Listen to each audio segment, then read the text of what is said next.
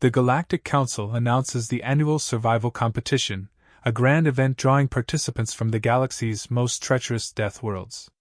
Survivalists from planets like Gralner 6, with its unforgiving seas of lava, HFY 9, home to deadly, venomous jungles, and Belvik 2, a frozen wasteland of perpetual blizzards, arrive. These Deathworlders, renowned for their brute strength and resilience, take pride in having been shaped by planets where everything is lethal. The humans, however, are viewed as outliers in this high-stakes challenge. Their world, Earth, isn't categorized as a true death world, with its fluctuating climates and relatively survivable ecosystems. A small team from Earth, consisting of explorers and wilderness experts, steps forward to represent humanity for the first time.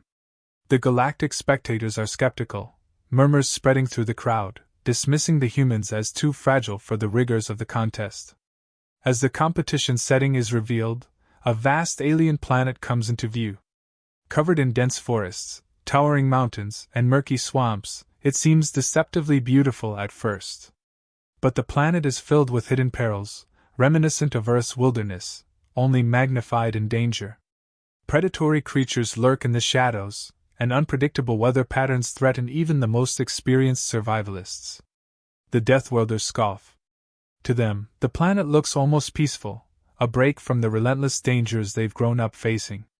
They exchange mocking glances, particularly toward the human team, convinced that this mild environment will be nothing more than a brief and easy challenge for their superior skills. The humans, on the other hand, keep to themselves. They've heard the whispers and seen the disdainful smirks. But instead of engaging, they quietly observe their surroundings.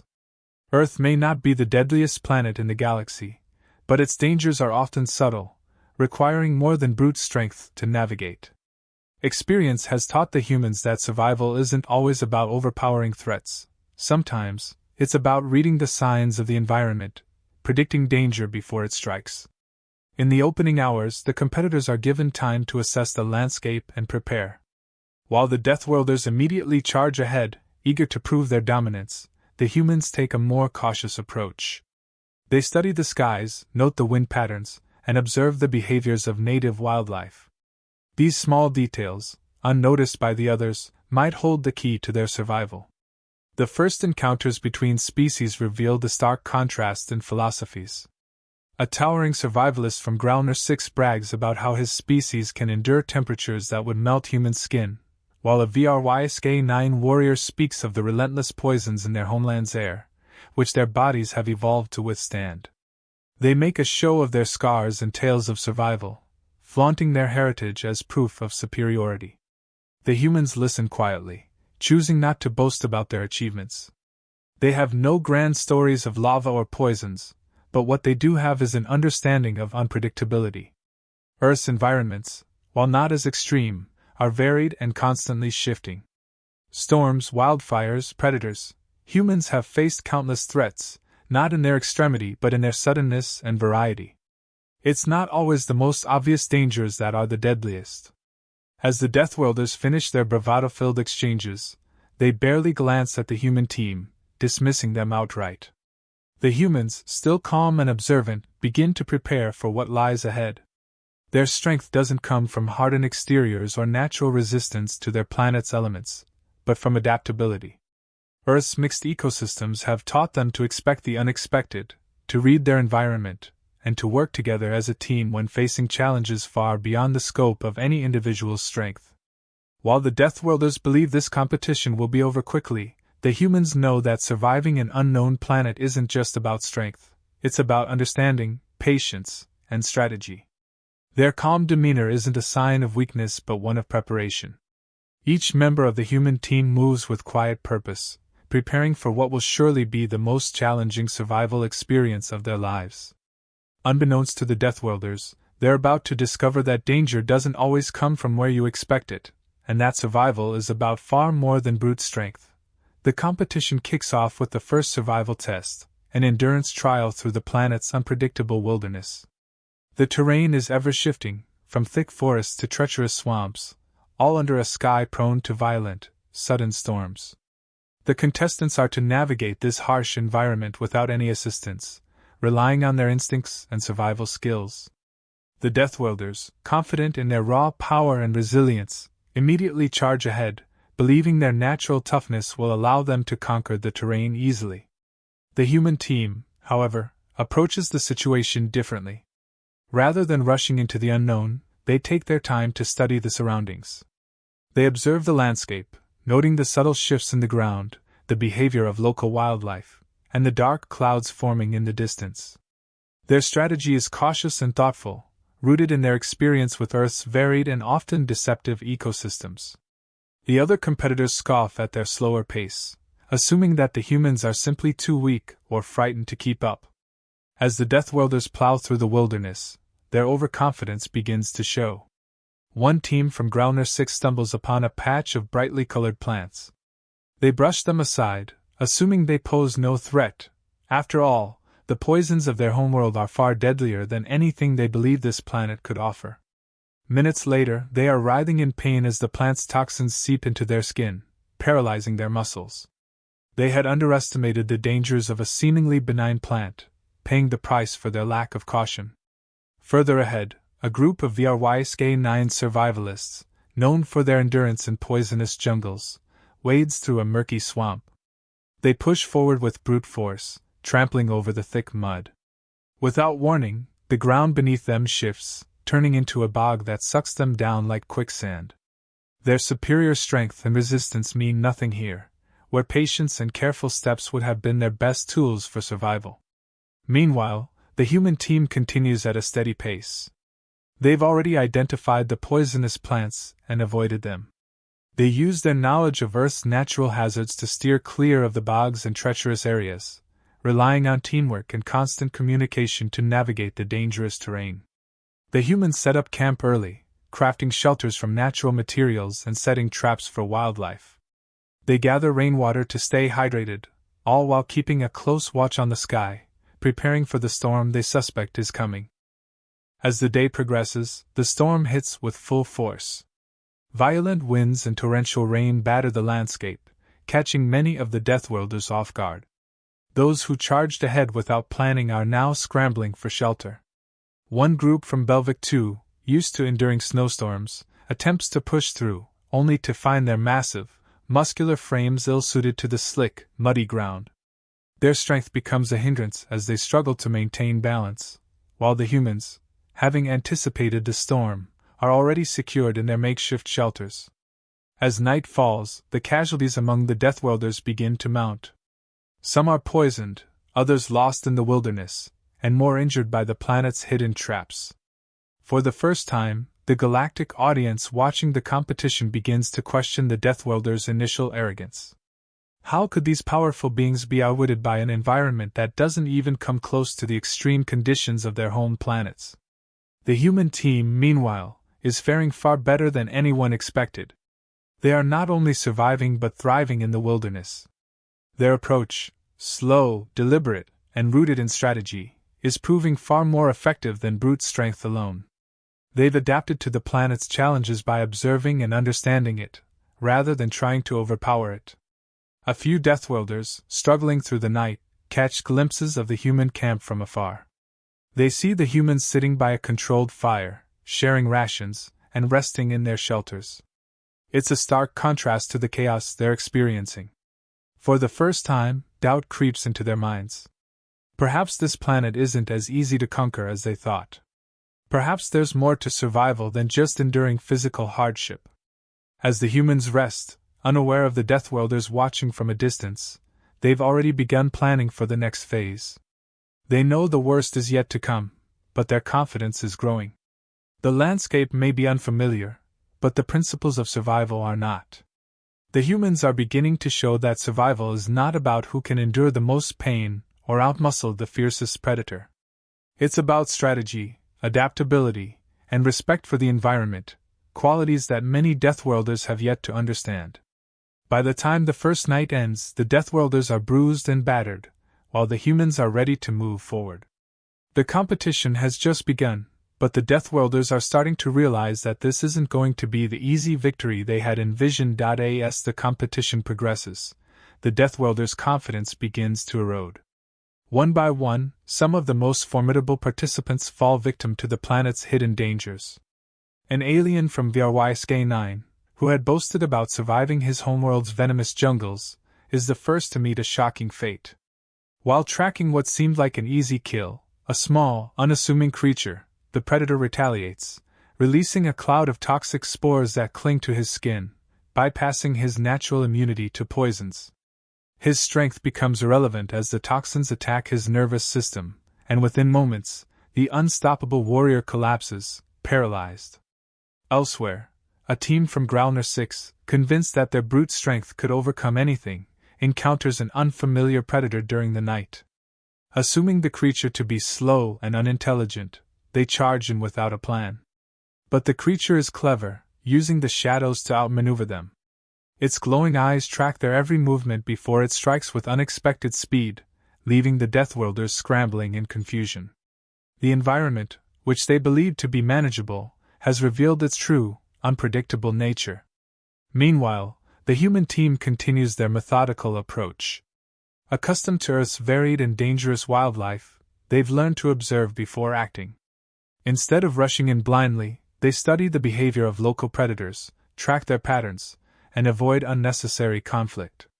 When they notice the same predator that attacked the Growler 6 team lurking nearby, they quietly move their camp, avoiding confrontation entirely.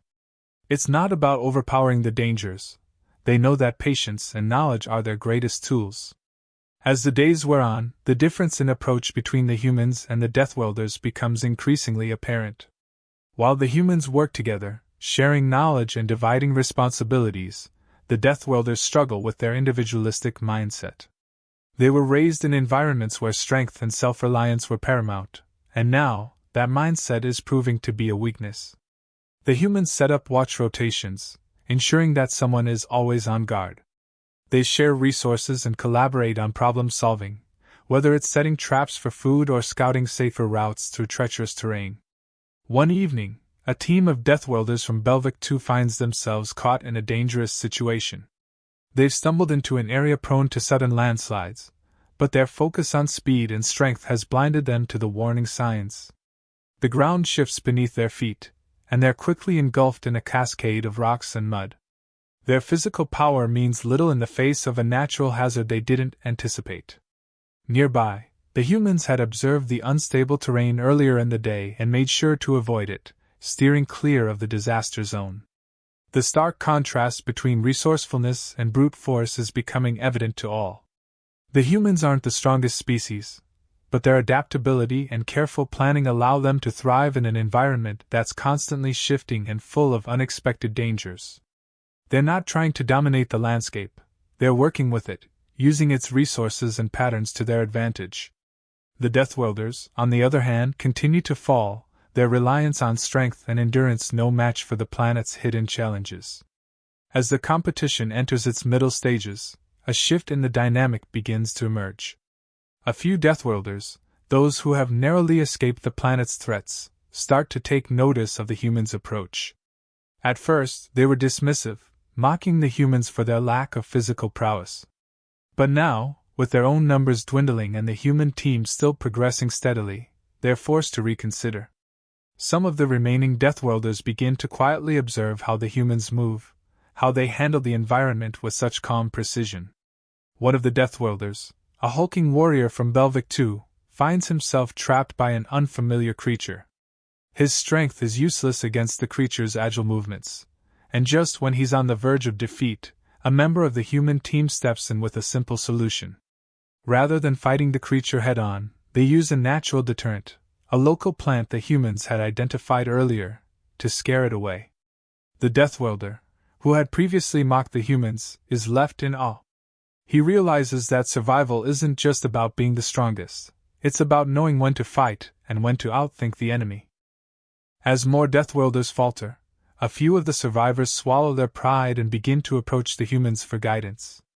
They've come to understand that their brute strength is not enough to conquer this planet's dangers. Their homeworlds may have hardened them physically, but this competition is testing a different kind of strength, one that they hadn't anticipated needing. It's humbling, and for some, it's a difficult pill to swallow. But survival demands adaptability, and the Deathworlders, though slow to realize it, are starting to learn that lesson. In the following days, some of the most unlikely alliances begin to form. Deathworlders who had once scoffed at the humans now find themselves relying on their guidance to navigate the planet's treacherous terrain. The humans, despite the initial mockery, don't hesitate to help.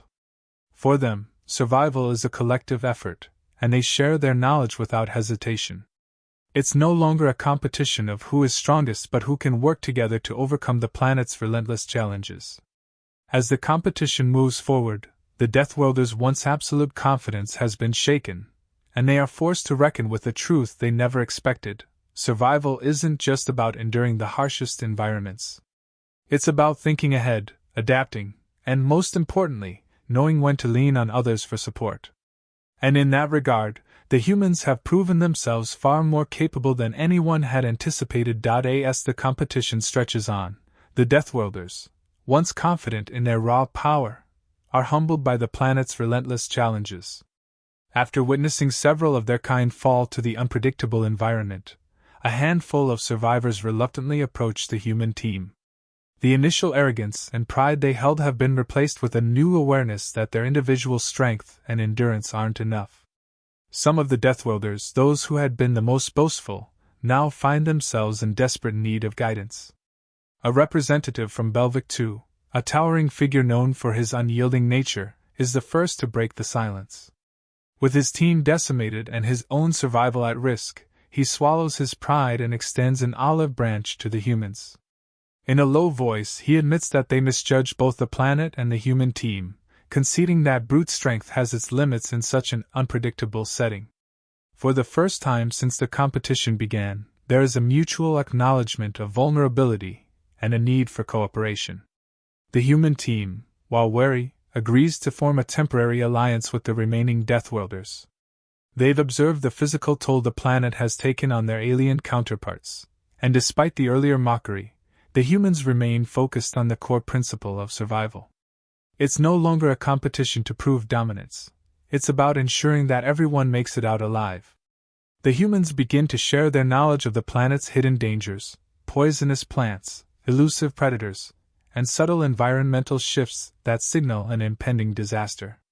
Under the humans' guidance, the Deathworlders learn to approach the wilderness differently. Where once they would have charged headfirst into a situation, relying on sheer force, they now pause to observe and analyze the environment, as the humans have taught them. The humans demonstrate how to camouflage themselves against the terrain, set up simple traps using the natural resources around them, and work as a cohesive unit to navigate treacherous terrain. These techniques, while basic to the humans, are eye-opening for the Deathworlders, who are used to overpowering challenges rather than outthinking them. At first, the Deathworlders struggle to adapt to these new methods. They've spent their entire lives relying on physical superiority to survive, and the idea of using patience, observation, and teamwork is foreign to them. However, with each passing day, they begin to realize the value of these strategies. A VRYSK-9 Deathworlder, known for his solitary nature, finds himself unexpectedly grateful when the humans teach him how to identify a poisonous plant that nearly cost him his life earlier. Another representative from Growler 6, who had previously scoffed at the humans' cautious approach, is stunned by the effectiveness of a simple trap the humans set for a dangerous predator. As the bonds between the humans and the Deathworlders grow, a quiet respect forms. The Deathworlders, initially reluctant, begin to listen more closely to the humans' advice. They start to understand that survival is more than just endurance and brute strength. It's about adaptability, intelligence, and the ability to work together as a team. Slowly but surely, the competition shifts from a contest of who is strongest to a cooperative effort in outsmarting the planet's challenges. The humans, for their part, remain level-headed. They don't gloat over the Deathworlders' humility, nor do they rub in their earlier success. Instead, they continue to focus on what matters: survival. They show the Deathworlders how to better read the terrain, how to recognize subtle signs of danger, and how to prepare for the planet's ever-shifting weather patterns.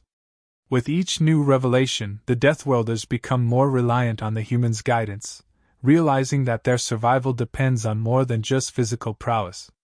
By this point, the concept of competition has all but faded.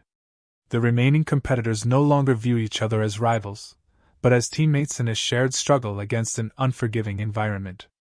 What began as a fierce contest between species has evolved into a test of mutual respect and cooperation. The Deathworlders, who once believed that their harsh homeworlds had prepared them for anything, now understand that survival is not solely a matter of where you come from, but how well you can adapt to the unknown. As they prepare for the final leg of the competition, there's a newfound camaraderie between the humans and their former competitors. The humans' ability to think strategically and adapt quickly has not only earned them the respect of the Deathworlders, but has also shifted the entire dynamic of the competition. The Deathworlders, who had once prided themselves on their invincibility, now embrace the idea that true survival is about learning, adapting, and working together. With the final challenges looming ahead, both the humans and Deathworlders understand that their best chance for survival lies in cooperation. The planet has tested their endurance, their intelligence, and their ability to overcome their preconceived notions about strength. Now, united by the shared experience of facing an unknown and deadly wilderness, they prepare to face whatever comes next, not as competitors, but as allies. As the final stage of the Galactic Survival Challenge begins, the remaining competitors face their toughest test yet. The terrain is treacherous, jagged cliffs, toxic air pockets, and predatory creatures make it a deadly obstacle course. Violent storms add to the chaos, creating an environment that is as unpredictable as it is dangerous. The Deathworlders, still clinging to their previous approach, attempt to charge through the hazards with sheer force and determination. Their confidence, however, proves to be their downfall as they are quickly overwhelmed by the planet's relentless challenges. The toxic air pockets incapacitate several of them, while the predatory creatures launch coordinated attacks, exploiting their disorganized approach. In contrast, the human team applies their tested strategies with precision. They use their deep understanding of the environment to navigate through the perilous terrain. The humans leverage their experience with Earth's extreme environments, recognizing subtle signs of danger that elude the Deathworlders. By observing animal behavior and weather patterns, they successfully avoid the most dangerous zones and guide the group with careful, calculated movements. Their teamwork becomes evident as they coordinate their efforts, ensuring that every member is accounted for and able to contribute to overcoming the challenges. The Deathworlders, now fully humbled, follow the humans' lead. They've come to respect the effectiveness of the humans' approach, one that relies not on brute strength but on strategy, observation, and collaboration. The humans' ability to adapt and solve problems in real time becomes their greatest asset. As the final challenge progresses, the humans' leadership and knowledge of survival prove indispensable, allowing the entire group to navigate safely through the hazardous terrain. When the competition concludes, the human team is declared the winners. This victory is not due to their physical prowess but rather their superior strategy, adaptability, and teamwork. The Deathworlders, who had once dismissed the humans as weak, now acknowledge the value of intelligence and preparation over raw strength. The human success demonstrates that survival in an alien and unpredictable environment requires more than just physical endurance. It demands the ability to think critically and work effectively with others. As the survivors prepare to leave the competition planet, the Deathworlders reflect on the lessons learned throughout the ordeal. They recognize that survival is not solely about coming from the deadliest world but about how one can adapt to the unknown and navigate through unforeseen challenges.